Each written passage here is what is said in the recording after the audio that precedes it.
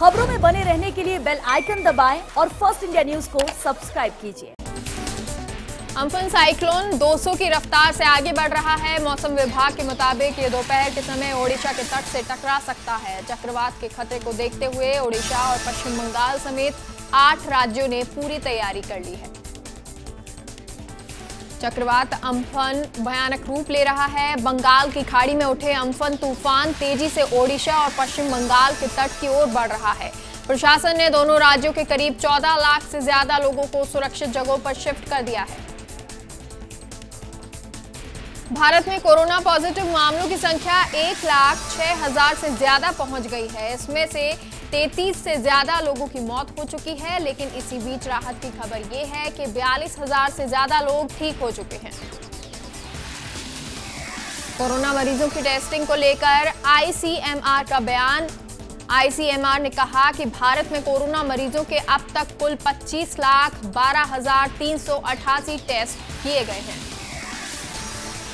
केंद्रीय स्वास्थ्य मंत्री डॉक्टर हर्षवर्धन WHO के 34 सदस्यीय कार्यकारी बोर्ड अध्यक्ष बन गए हैं। हर्षवर्धन का कार्यकाल 3 साल का रहेगा। जापान के डॉक्टर हिरोनी नाकातनी की जगह लेंगे।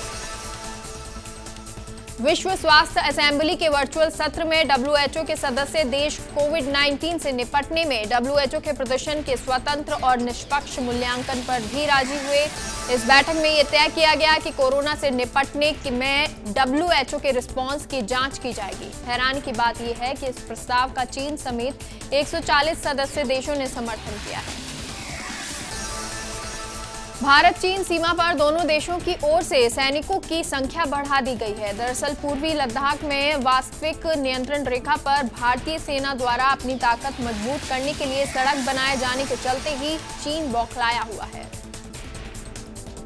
कोरोना संकट में भरोसा खो देने के बाद कंपनियों के निकलने के डर से बौखलाया चीन। कहा, भारत उसकी जगह नहीं ले सकता। अपनी भड़ास निकालते हुए ग्लोबल टाइम्स कहता है कि इस तरह के दंभ आर्थिक मुद्दों से आगे बढ़कर अब सैन्य स्तर तक पहुंच गए हैं, जिसके कारण कुछ लोगों को गलती से ये विश्वास हो चला है कि वे अब तक चीन के साथ सीमा से जुड़े मुद्दों का सामना कर सकते हैं। ऐसी सोच खतरनाक है। चीनी वैज्ञानिकों का दावा, बिना वैक्सीन ही खत्म होगा कोरोना। खोज लिया इलाज, दवा का परीक्षण जारी। नोएडा पहुंची कांग्रेस की 100 बसें। प्रियंका गांधी के निजी सचिव बोले, आज शाम तक यहीं रहेंगी। लॉकडाउन में फंसे मजदूरों की घर वापसी के लिए 1000 बसें चलाने की पेशकश के बाद कांग्रेस महासचिव प्रियंका गांधी और उत्तर प्रदेश के मुख्यमंत्री योगी आदित्यनाथ के बीच सियासी संग्राम जारी। दिल्ली यूपी और राजस्थान यूपी बॉर्डर पर खड़ी बसों को लेकर राजनीति गरमाई। डिप्टी सचिन पायलट ने यूपी सरकार पर निशाना साधा। उन्होंने कहा कि केंद्र और राज्य तालमेल के साथ मजदूरों की बेहतरी के लिए काम करे। इस वक्त दमन की राजनीति करना कहां तक जायज है। बसपा प्रमुख मायावती का बीजेपी कांग्रेस पर निशाना। मायावती ने कहा कि दोनों पार्टियां प्रवासी मजदूरों के नाम पर राजनीति कर रही हैं। कांग्रेस पार्टी को टिकट लेकर मजदूरों को ट्रेन से घर भेजना चाहिए। देश भर में प्रवासी मजदूरों की समस्या को देखते हुए रेल मंत्रालय ने बड़ा फैसला किया। अब 1 जून से 200 ट्रेनें टाइम टेबल तय करके चलाई जाएंगी। ये सभी गैर एसी ट्रेनें होंगी और सबसे महत्वपूर्ण बात ये कि ये ट्रेनें श्रमिक स्पेशल ट्रेनें हैं जो चल रही हैं, उनके अलावा चलेंगी। प्रदेश में पिछले 12 घंटे में 66 नए पॉजिटिव केस सामने आए। सबसे अधिक 17 केस मिले नागौर में। अब तक 143 मौतें तो 5009 से ज्यादा पॉजिटिव केस। आयुष्मान भारत योजना को लेकर प्रधानमंत्री नरेंद्र मोदी का ट्वीट। आयुष्मान भारत के लाभार्थी की संख्या 1 करोड़ के बाद दुनिया की सबसे बड़ी स्वास्थ्य योजना। कोरोना के लक्षणों वाले मरीजों से जुड़ी जनहित याचिका पर एससी का फिलहाल सुनवाई से इनकार। कहा, सरकार के पास नहीं है अभी हर बीमार आदमी को अस्पताल में भर्ती करने के इंतजाम। याचिकाकर्ता के मरीजों को अस्पताल में भर्ती करने की रखी थी मांग। IIT दिल्ली का नया शोध, अश्वगंधा से बन सकती है कोरोना वायरस की दवा। कोरोना वैक्सीन की उम्मीद बढ़ी। अमेरिका कंपनी ने किया ह्यूमन ट्रायल। जुलाई में तीसरे चरण का होगा क्लिनिकल ट्रायल। जर्मन कंपनी की फुटवेयर कंपनी का बड़ा कदम। चीन को दिया झटका, अब यूपी में लगाएगी अपना प्लांट। कोरोना के चलते क्रिकेट नियमों में हो सकते हैं बदलाव, बॉल को चमकाने के लिए नियम में होगा सुधार। कुंबले की अगुवाई वाली आईसीसी क्रिकेट समिति ने की सिफारिश।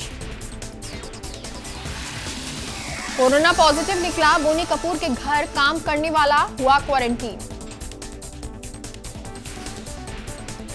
कोटा में आज भी 6 नए पॉजिटिव केस सामने आए। इन पॉजिटिव रोगियों में 1 महीने की बच्ची और 10 साल का बालक भी शामिल। कोटा में कोरोना संक्रमितों की तादाद बढ़कर 337 हो गई है। प्रवासी भारतीयों के जैसलमेर लौटने के बाद उन्हें क्वारंटीन किए जाने के लिए चिन्हित की गई होटलों के संचालकों की बैठक हुई। बैठक में जिला कलेक्टर नमित मेहता ने व्यवस्थाओं सहित आतिथ्य व्यवहार का आह्वान किया।